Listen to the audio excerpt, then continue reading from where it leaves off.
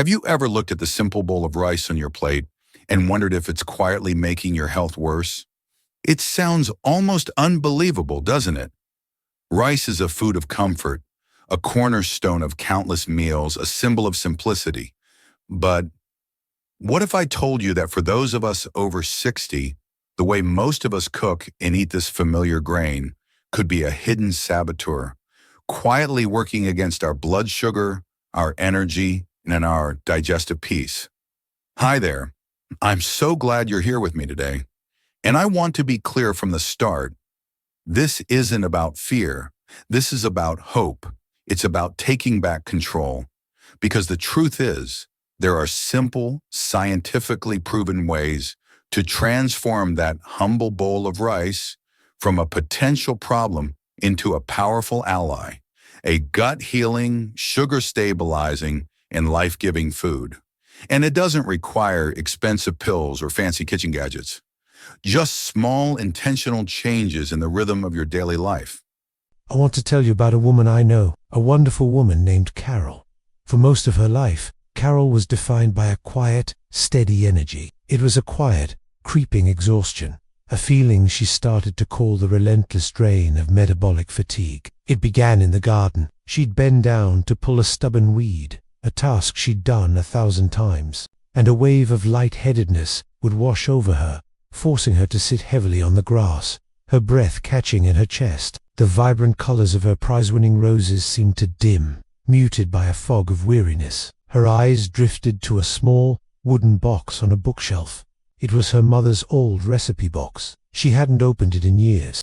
It was a whisper from the past, suggesting that maybe, just maybe, the answer wasn't in more medication or more restriction, but in remembering. She started with that one small thing. She soaked her rice. Then, remembering other old-world wisdom, she began experimenting with other small changes she'd read about. Driven by an impulse she didn't understand, she walked over and lifted the lid. The faint scent of cinnamon and old paper filled the air. She thumbed through the familiar, handwritten cards until she found one for a simple rice pudding. And there, at the bottom, in her mother's elegant script, was a little note.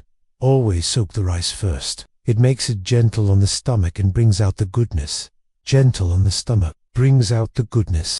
Her hands, though weathered by time, were rarely still, a forgotten piece of wisdom from a different time. She'd look at old photographs of herself, one in particular, of her and her late husband on a dance floor, her face thrown back in laughter, full of life. The heavy, bloated feeling after meals started to subside. A little flicker of her old energy returned in the afternoons. One day, Leo came to her with his usual request for a walk. But this time, Carol smiled a genuine smile, took his hand, and said, "Let's go, my love, and you can show me which tree is the best for climbing." They didn't walk for miles, and she wasn't as fast as she used to be, but she was there. She was present. And as she watched him scramble up the low branches of an old oak tree, her heart felt light for the first time in a very long time. She was reclaiming the moments, one grain of rice at a time. They were either plunged into the rich soil of her garden, kneading dough for her family's favorite bread, or holding a book, her mind lost in another world. Her greatest joy, however, was a simple one, walking through the park with her grandson, Leo, his small hand tucked firmly in hers. But as Carol moved into her late 60s, a subtle thief began to creep into her life. It wasn't loud or dramatic. Carol was a woman who had built her identity on being capable, on being the steady anchor for her family. The daily erosion was the hardest part. It was a series of small surrenders that felt like major defeats. Leo would come running, tugging on her sleeve. "Grandma, let's go to the swings." And she'd have to force a smile and say she'd sat alone in her quiet living room. The distant sounds of her family clearing the table in the kitchen fading into the background. She felt a profound sense of isolation, a deep and terrifying loneliness. And in that silence, a single thought, sharp and clear as glass, pierced through the fog. "It feels like the pages of my own life story are being torn out, one by one, while I'm still trying to read them. Maybe a little later, sweet. Grandma needs to rest." She'd see the flash of disappointment in his eyes, and it felt like a physical blow. Meals, which were once a source of joy, became a source of anxiety. That simple dinner of chicken and rice would leave her feeling bloated, heavy, and even more tired than before. It was a cruel irony. The very food meant to give her energy was stealing it away. One evening, after a family dinner, the weight of it all became too much. But in that moment of despair, something shifted. It was such a small thing.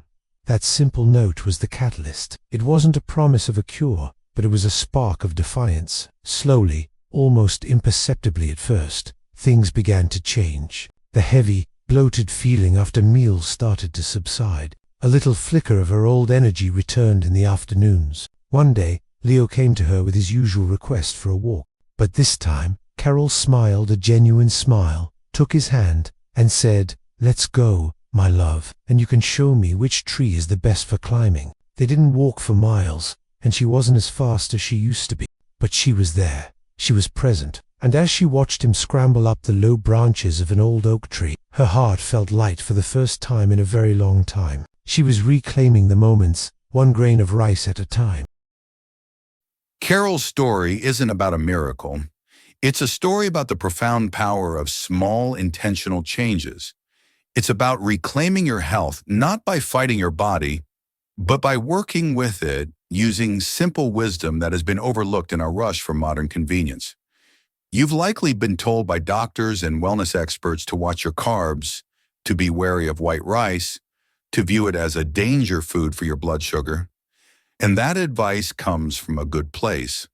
But what if the problem isn't the rice itself, but how we've been preparing it for the past 50 years?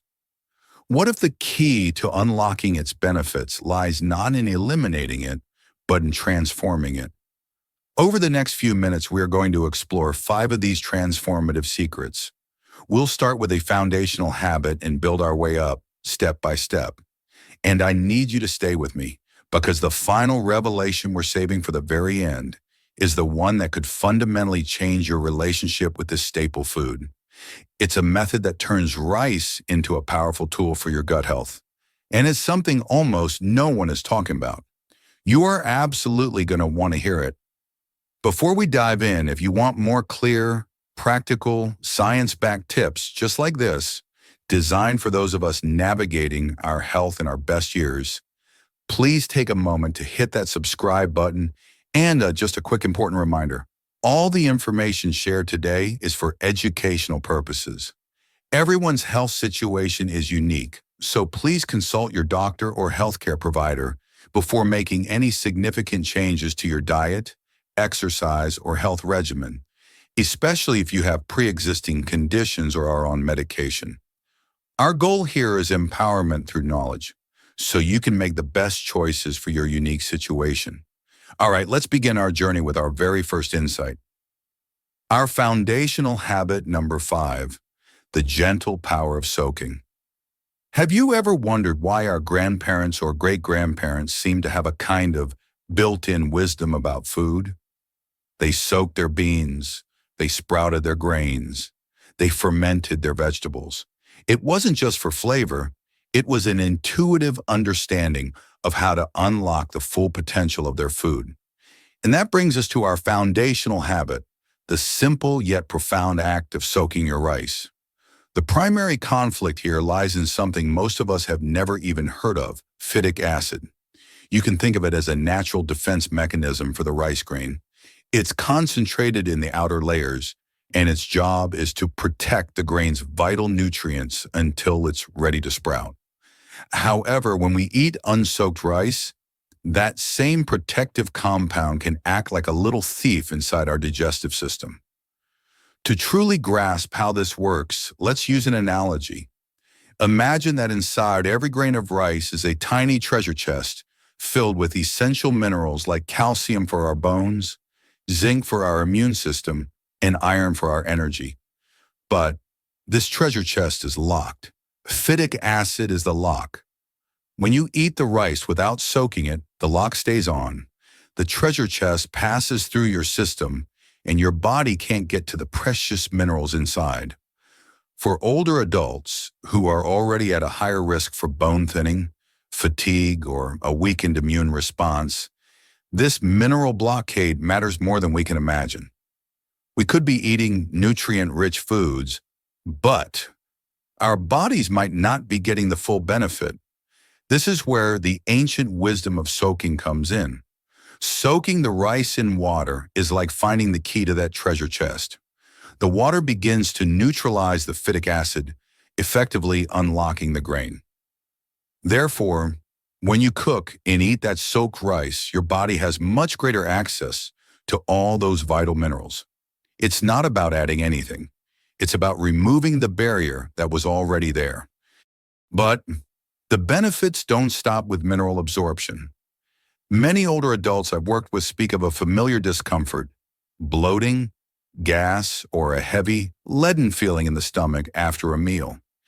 This is often because the complex starches and proteins in unsoaked rice can be tough on a mature digestive system.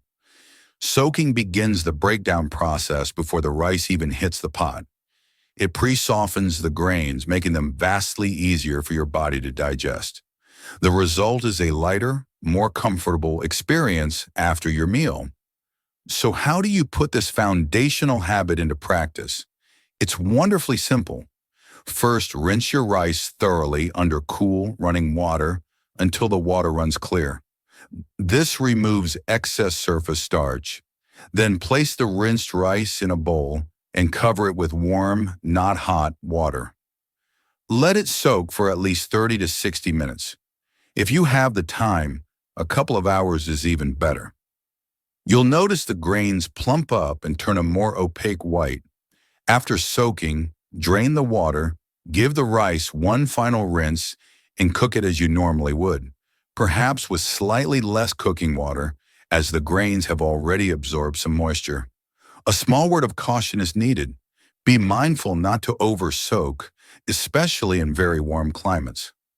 Soaking for more than 3 hours in a warm kitchen could potentially encourage bacteria to grow. A 30-minute to 2-hour window is the sweet spot for safety and effectiveness. This one simple step, this return to an older, wiser way of preparing food, sets the stage for everything else. It makes the rice more nutritious and easier on your body, creating the perfect canvas for our next secret. The golden secret number 4, a pinch of healing power. Now that we've prepared our rice to be more digestible and nutrient-rich, let's talk about adding a touch of gold. I'm speaking of turmeric, that vibrant, earthy spice that has been a cornerstone of Ayurvedic and traditional healing for literally thousands of years. You've probably heard about its benefits in curries or teas, but what you may not know is how a tiny pinch added to your rice can directly support one of the most critical health challenges we face as we age: insulin sensitivity. The conflict for so many of us over 60 is a condition called insulin resistance. Let's explore this. Insulin is a hormone that acts like a key. Its job is to unlock our body's cells to let glucose, or blood sugar, inside to be used for energy. As we age, for a variety of reasons, the locks on our cells can become rusty. The key, insulin, doesn't fit as well as it used to. The body's response is to produce even more insulin to try and force the locks open. When this system becomes overwhelmed, sugar is left floating in the bloodstream, leading to high blood sugar, fatigue, weight gain, and increased inflammation. The active compound in turmeric that gives it its brilliant color and its healing power is called curcumin. What science is increasingly telling us is that curcumin has a remarkable ability to help clean the rust off those cellular locks. It doesn't act like a drug. Instead, it works as a powerful anti-inflammatory and antioxidant, helping to reduce the systemic inflammation that contributes to insulin resistance in the first place. Therefore, it helps your body use its own insulin more effectively. Let's use another analogy to make this clear. Imagine your insulin is a key and your cell is a door with a lock. With insulin resistance, that lock is old and jammed with grime. Your body has to jiggle the key and push with all its might just to get the door to budge. Curcumin is like a single drop of high-grade lubricating oil. It doesn't replace the key, and it doesn't replace the door. It simply cleans out the lock, allowing the key you already have to turn smoothly and effortlessly once again. This is why unlocking this particular health secret can be so powerful. In fact, compelling research from the National Institutes of Health has explored this very effect. A comprehensive review of studies found that consistent intake of curcumin over time was shown to significantly reduce insulin resistance. In one study, it reduced it by 23%, a result that begins to approach the effectiveness of some mild diabetes medications, but in a completely natural way. Now, when it comes to adding a new supplement or spice like turmeric to your routine, it's especially important for us to approach it with awareness. The amount we're talking about for rice is very small and generally considered safe. However, if you have gallbladder issues or are taking blood-thinning medications, it's wise to discuss adding turmeric to your diet with your doctor, as it can have effects in those areas. Our goal here is empowerment through knowledge, so you can make the best choices for your unique situation. Incorporating this golden secret is incredibly easy. The key is to add it after the rice is cooked. After your rice is fluffy and warm, simply sprinkle 1 to 2 small pinches, we're talking about 1/8 to 1/4 of a teaspoon, of pure turmeric powder over it and stir it in gently. The warmth and steam of the rice will help release the curcumin and its delicate earthy aroma. The flavor is subtle and won't overpower your meal. In fact, it adds a lovely warm note. It's important to use pure turmeric powder, not a curry powder blend, which often contains salt and other spices that won't provide the same targeted benefit. This small, colorful habit is more than just a recipe tweak. It's a connection to centuries of healing wisdom, a simple way to help your body work better from the inside out. The unexpected game changer, number 3, a spoonful of vinegar.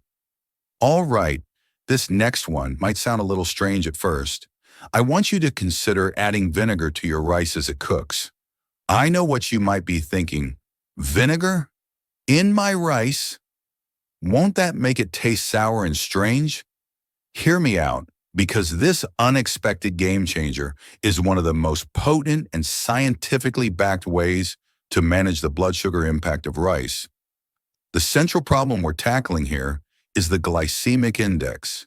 That's simply a measure of how quickly a food causes your blood sugar to rise after you eat it. Plain white rice, as delicious as it is, has a relatively high glycemic index. This means it's digested quickly and the carbohydrates hit your bloodstream as a rapid flood of sugar. For a younger, more active person, the body can often handle this spike. But for those of us over 60, or anyone managing prediabetes or type 2 diabetes, these repeated sugar spikes are like sending a shock wave through our system. They tax the pancreas, contribute to inflammation, and lead to that all too familiar cycle of a post-meal energy crash. The solution comes from a powerful compound found in natural vinegar, acetic acid. Acetic acid works in a fascinating way. It acts like a gentle traffic cop in your digestive system. When it's present with your meal, it partially inhibits the enzymes that are responsible for breaking down carbohydrates. Think of it this way. Imagine your digestive system is a busy highway, and the carbohydrates from the rice are a flood of cars all trying to merge onto it at once, causing a massive traffic jam and a surge of chaos. That's your blood sugar spike. Adding a spoonful of vinegar is like placing a skilled traffic controller at the on-ramp.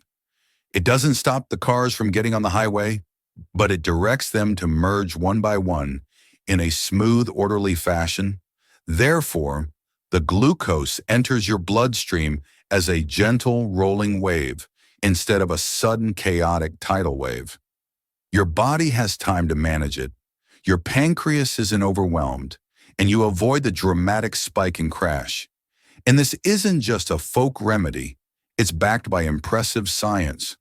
A major study from the world-renowned Johns Hopkins University found that adding vinegar or the cooking water of rice lowered its glycemic index by an incredible 20% to 35%.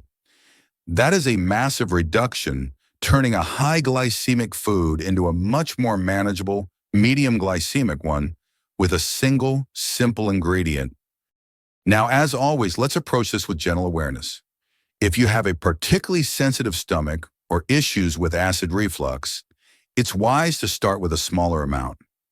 Instead of a full tablespoon, try a single teaspoon and see how your body feels. The key is to listen to your body's unique feedback. Here's how to do it at home. It's remarkably simple.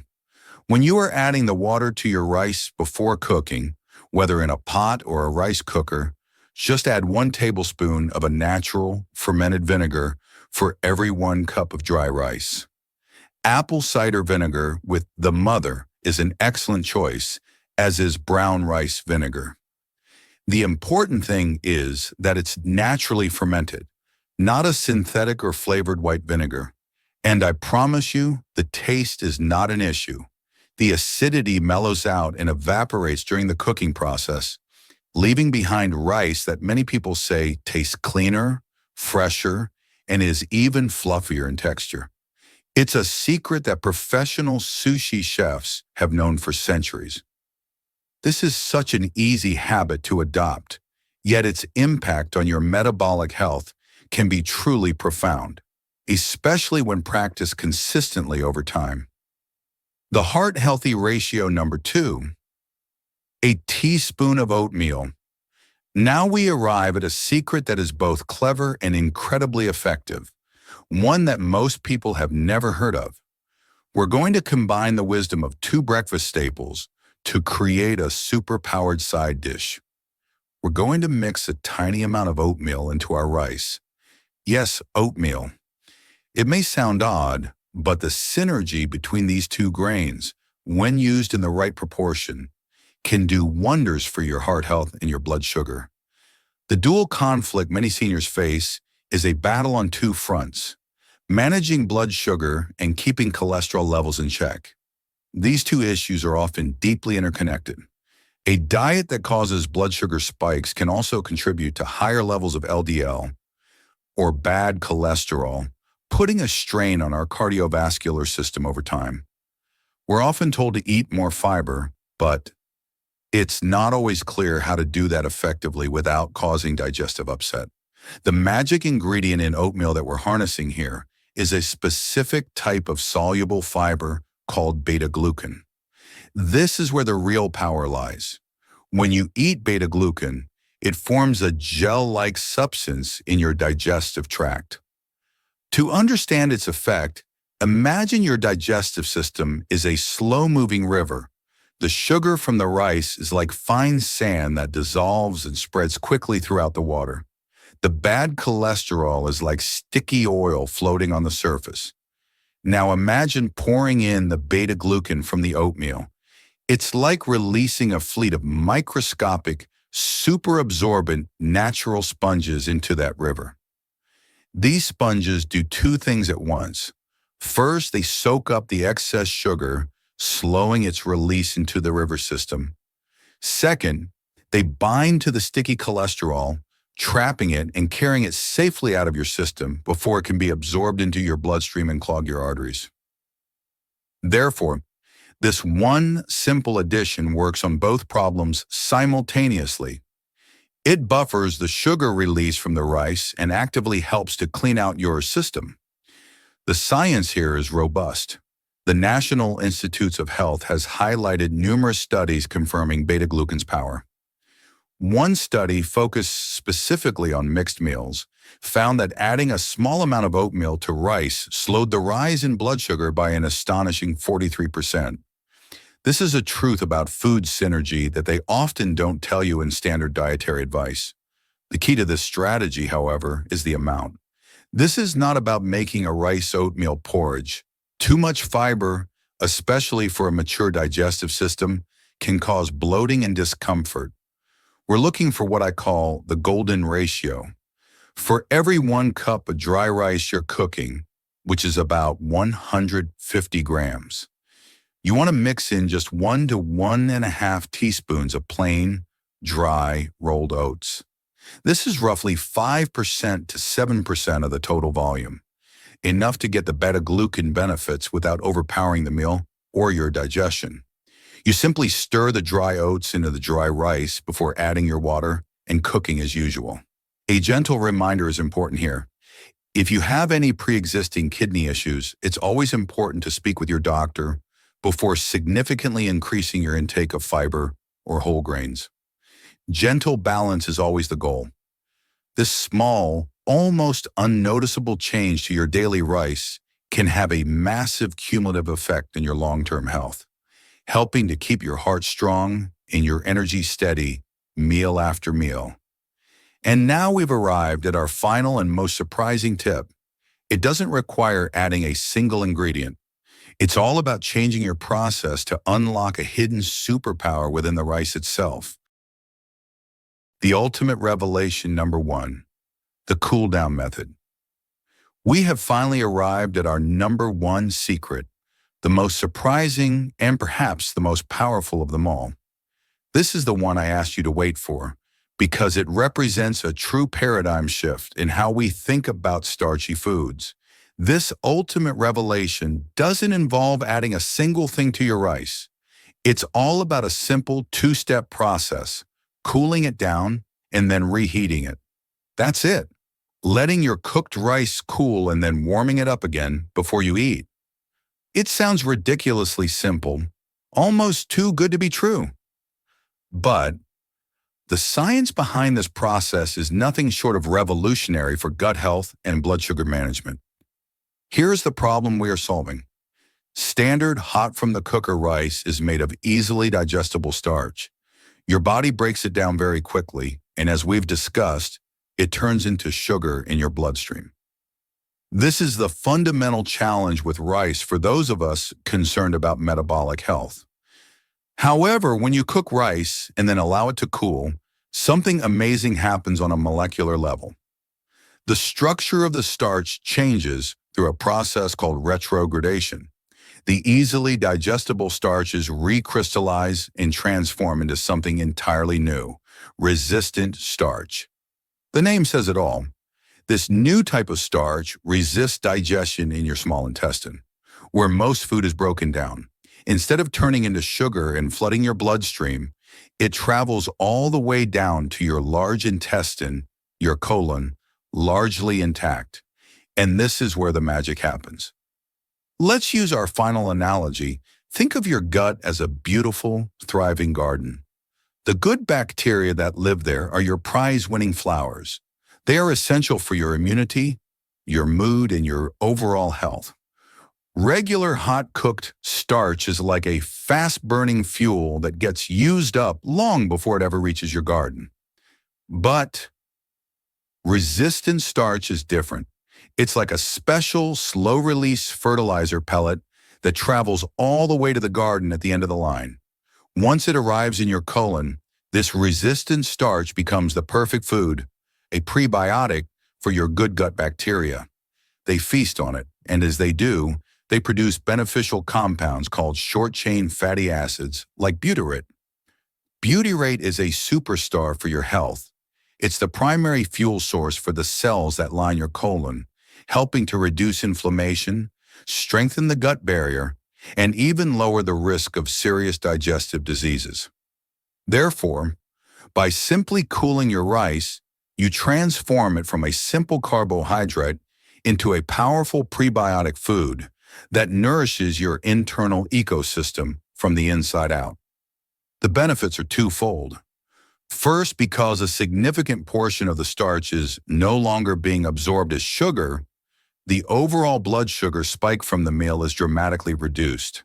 And second, you are actively feeding the good guys in your gut, leading to better digestion, less inflammation, improved regularity, and a stronger immune system.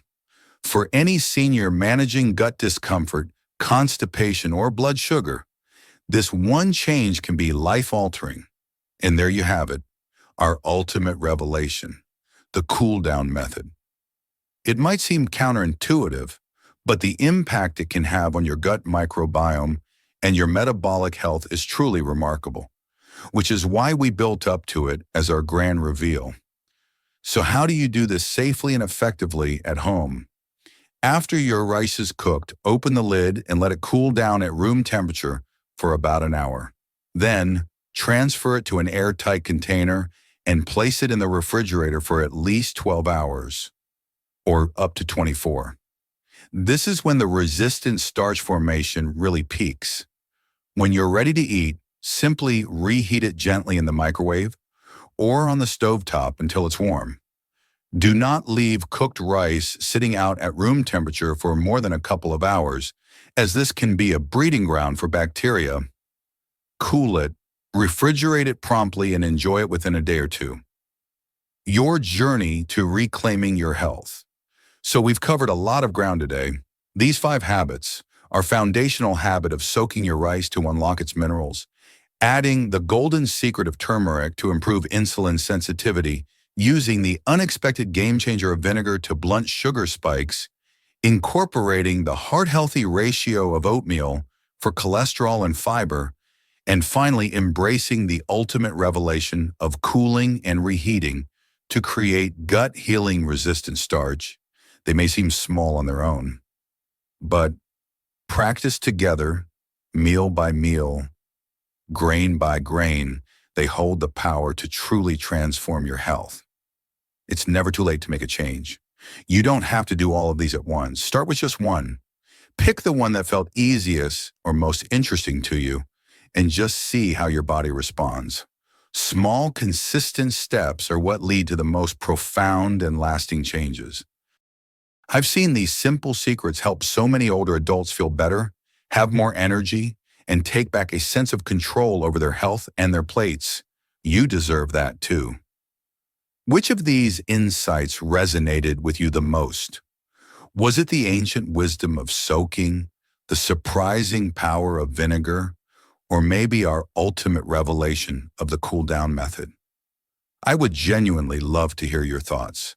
Please share them in the comments below. If you found this journey valuable, please give this video a thumbs up. It truly helps other people in our community find this information. And if you haven't already, tap that subscribe button to join the Healthy Senior family. We're here for you with more practical science-based strategies that fit your life. Take wonderful care of yourself. I'll see you in the next video. You've got this.